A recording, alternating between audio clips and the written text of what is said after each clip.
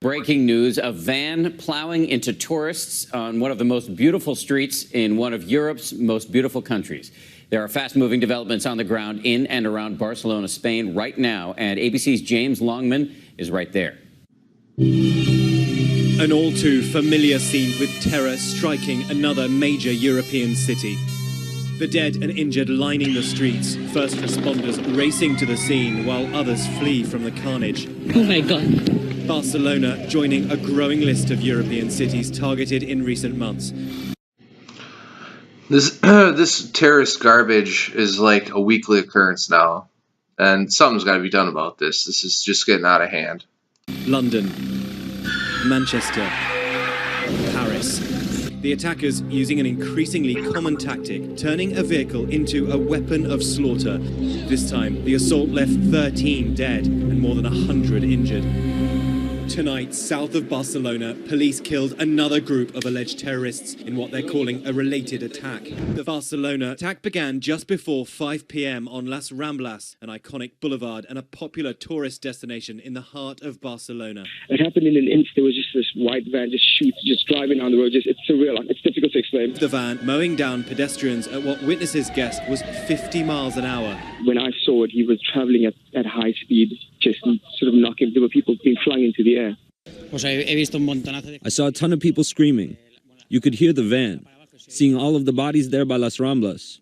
It was like, I don't know, horrific. The van careering down this path in red for more than 1,000 feet before coming to a halt. The front of the van smashed. We are right at the point where that van mounted the sidewalk. You can see debris there on the floor, discarded clothes. It came up here all the way down this street. People taking shelter, running into stores and restaurants. This woman and her family found.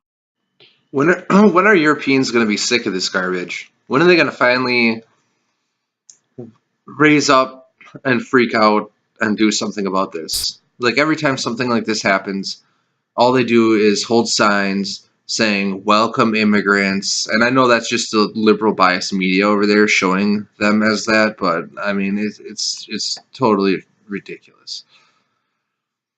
And then of course after all these attacks there's always, oh, we sent in our special forces and we killed 5 terrorists, or, you know what I mean? They always do this. They did this with the Paris attack and, you know, whatever else.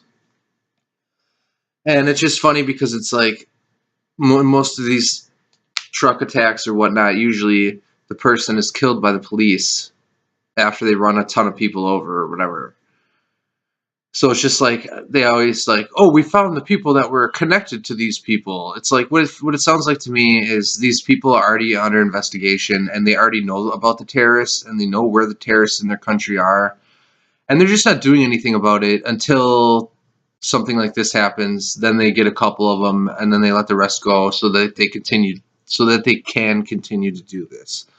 It doesn't make sense. It's like, all of a sudden a terrorist attack happens and all of a sudden know where all kinds of terrorists are. Like, no, I think they've known this whole time and they've just allowed them.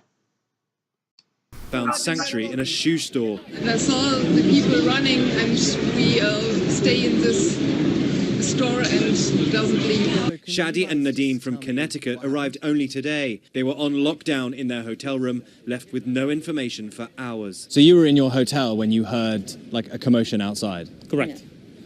And, you know, we found out that there's a van that, you know, had plowed into a few of the pedestrians down here and with some injuries, and that's how it all started. But we're not allowed to go out of the hotel. They closed the doors. And so the police came into your hotel and closed it down? Asked us to stay inside, as the management of the hotel, to not let anyone go out. And what were you feeling at that point? Scared. It was scary not to know what's happening and just seeing people running outside. Police on foot, guns drawn, combing the streets in search of the assailants. This is clearly a terrorist attack intended to kill as many people as possible.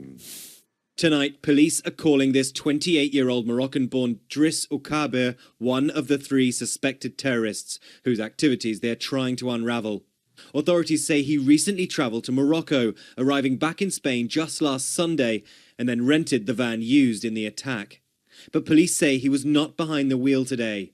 Oukabir is now in custody along with a second suspect, and authorities say a third man was shot and killed after running a police roadblock.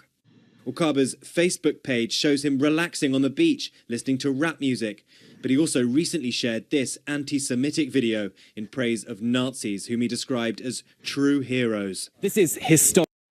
Oh, whatever. Now they're going to try to put it on white people, even though it was obviously Islamic terrorist attack. Come on. That's the most ridiculous crap I've ever heard. Of course, this is ABC News, so that's what you get. And then the BBC says that there were bigger attacks were being prepared. So I guess this is going to, put the government at, make them look like they're the good guys or something. Like, we stopped a huge terror attack, even though we knew about it the entire time, probably. Like, the suspects in the terror attack in Barcelona and Cambrils were planning one or more bigger attacks than those that were carried out, police say. That sounds like speculation, made up stuff right here. And they're terrorists. If they live through one attack, of course they're going to plan another attack. That's what they do. They're terrorists. Like, God. The police chief said blasts in a small town of Barcelona on Wednesday deprived the plotters of bomb material, forcing them to carry out simpler attacks using vehicles to ram crowds. Okay, so these idiots blew up their materials, so then they had to use vehicles to ram crowds, but it still freaking worked. Like, God. It said 13 people died there. Scores more were injured. Now, according to the other story, it says like 100 were injured or whatever.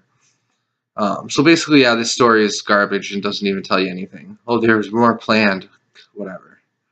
Anyway, let me know what you think in the comment section below, and please subscribe to the channel. I think it's obvious they're letting this happen. This is ridiculous. This is like a weekly event, and then right after these happen, they immediately know exactly who the attackers were, and just about every time this happens, oh, they were being watched, or they got warned by Interpol or by the CIA or something. You know what I mean? They just didn't do anything, and they just let them do this. Like, it's just so irritating, and I think me and everybody else included are just sick of this happening. Like, this isn't even, like, there's hardly any outrage anymore. This is so, like, commonplace now. It's just sad what Europe has turned into.